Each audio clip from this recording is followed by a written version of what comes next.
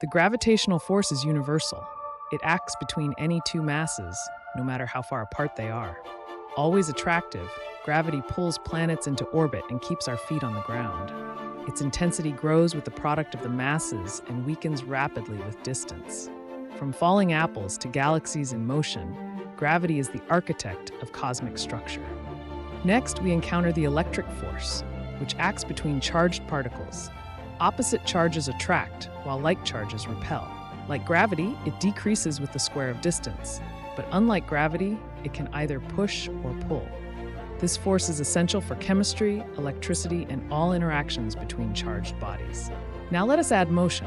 A charge moving inside a magnetic field experiences the magnetic force. This force is always perpendicular to the velocity of the particle and to the magnetic field. As a result, charges curve or spiral instead of moving straight. Together, the electric and magnetic contributions form the Lorentz force, which governs the behavior of charged particles. The weak nuclear force is less familiar. It acts inside atomic nuclei and is responsible for radioactive decay. Although extremely short-ranged and weaker than electromagnetic or strong forces, it plays a crucial role in nuclear transformations and the reactions powering the stars. We have now examined forces that act at a distance. Let us turn to forces that require direct contact between bodies. Friction is the resistance encountered when two solids touch. At rest, static friction prevents sliding.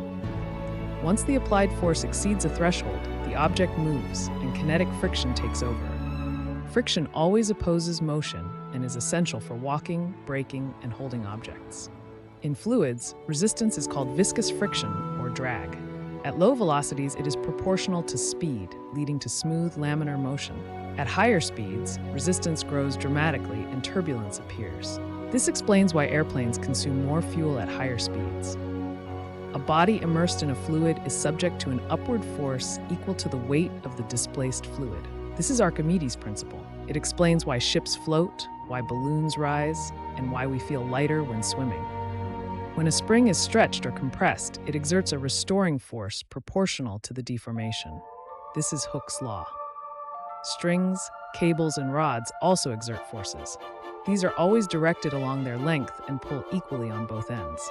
This explains how cranes lift heavy objects and how suspension bridges hold their weight. In this chapter, we have studied forces acting at a distance: gravity, electric, magnetic, weak, and strong, as well as forces of contact such as friction, drag, buoyancy, and tension. Together, they explain the behavior of objects in the universe, from stars and galaxies to the smallest particles, and from the motion of planets to the simple act of walking on Earth. Forces are everywhere, shaping both the cosmos and our daily lives.